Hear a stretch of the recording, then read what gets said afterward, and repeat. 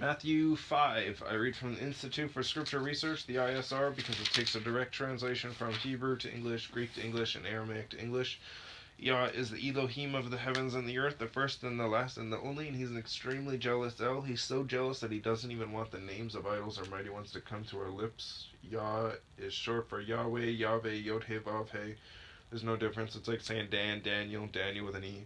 What is the difference and does matters when people say that Phil, Bob, Sam, and Aaron are the same name? Because no, they're not, and no one in the right mind would ever believe that, and only a fool would believe that a hammer could force its creator to do anything.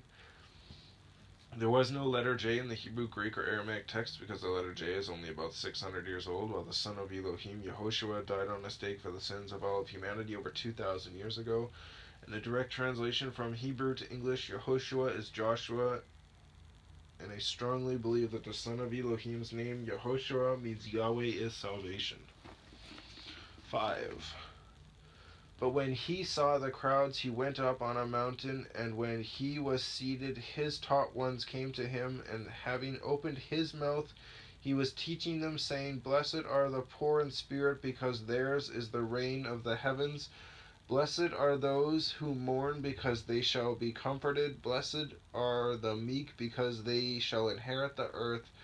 Blessed are those who hunger and thirst for righteousness, because they shall be filled. Blessed are the compassionate, because they shall obtain compassion. Blessed are the clean in heart, because they shall see Elohim. Blessed are the peacemakers, because they shall be called sons of Elohim. Blessed are those persecuted for righteousness' sake, because theirs is in the reign of the heavens. Blessed are you when they approach Blessed are you when they reproach and persecute you and falsely say every wicked word against you for my sake.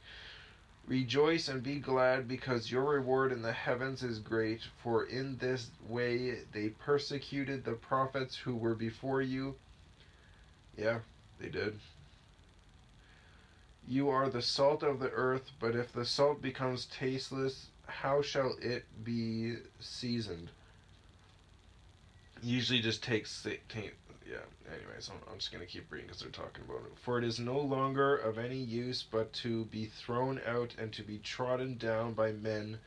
You are the light of the world. It is impossible for a city to be hidden on a mountain, nor do they light a lamp and put it under a basket, but on a lampstand, and it shines to all those in the house. Let your light so shine before men, so that they see your good works and praise your Father who is in the heavens. Do not think that I came to destroy the Torah or the prophets. Do not think that I came to destroy the Torah or the prophets. That is not what is happening here. I did not come to destroy, but to complete. Just because you completed something doesn't mean you no longer have to do it. For truly I say to you, he basically completed it, as in like it's no longer a partial thing. You now have a whole thing that you have to do, and it's complete. You don't have to do anything outside of that. See what I'm saying? I'm not saying it's gotten rid of, it's completing it. When you complete a game, you no longer do just the first half or just the second half. You do the whole thing. You complete it all as a whole.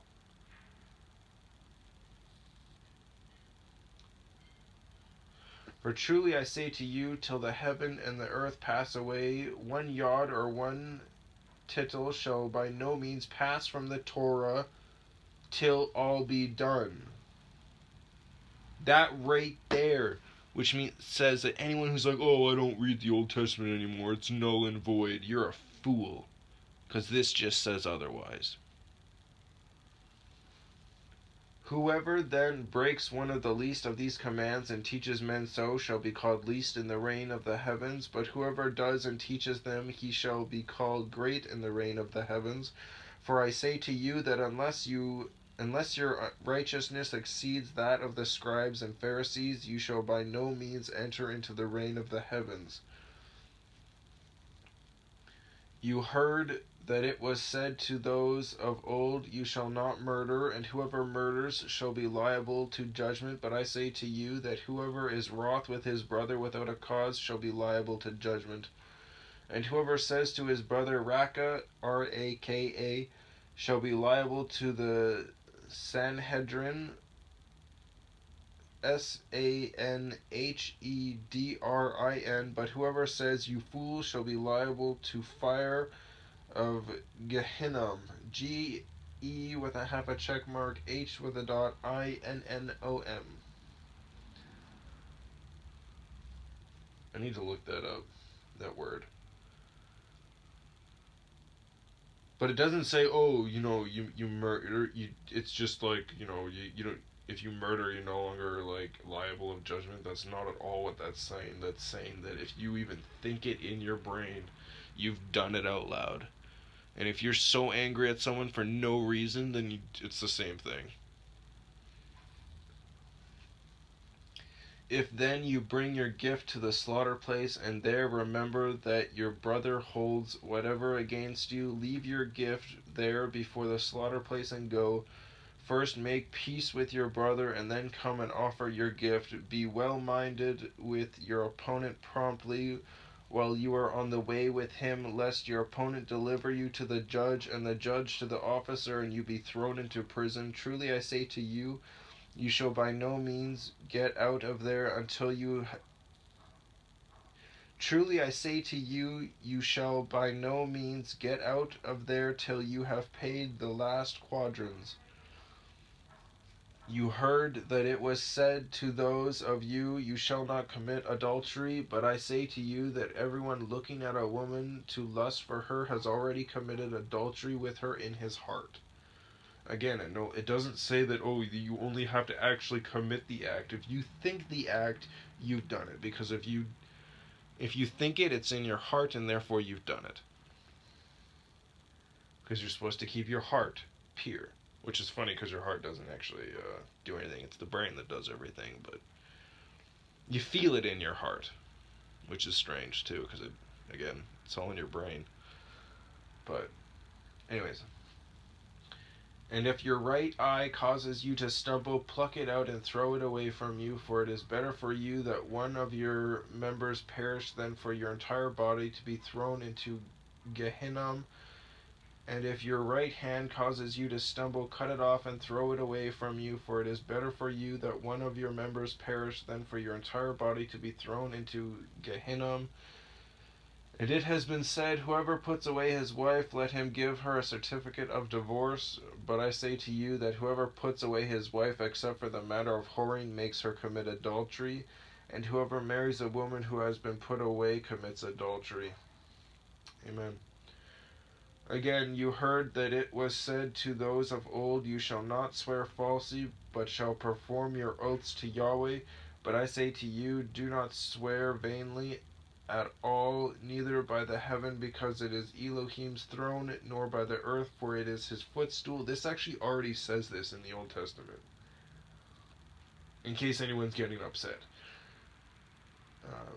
Nor by the nor by the earth, for it is his footstool, nor by Jerusalem, for it is the city of the great sovereign.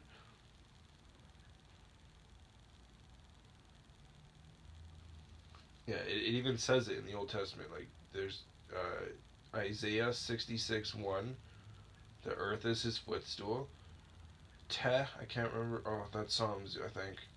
I could be mistaken. TEH 48:2. Jerusalem is the city of the great sovereign, capital S. Nor swear by your head, because you are not able to make one hair white or black. But let your word yes be yes, and your no be no, and what goes beyond these is from the wicked one. So Lucifer. You heard that it was said, An eye for an eye, and a tooth for a tooth. But I say to you, do not resist the wicked, but whoever slaps you on your right cheek, turn the other to him also. Here's the thing. This eye for an eye, tooth for a tooth thing was before a court system, not just, you slap me, I'm going to slap you back. It went before a court system. So you wouldn't do that anyways. So again, not contradicting itself.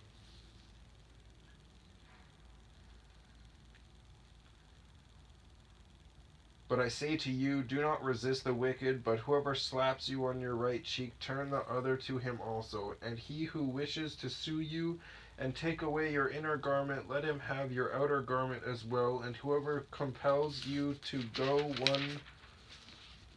one mile, go with him 2. Give to him who asks of you, and from him who wishes to borrow from you, do not turn away. You heard that it was said, you shall love your neighbor and hate your enemy. It doesn't say that.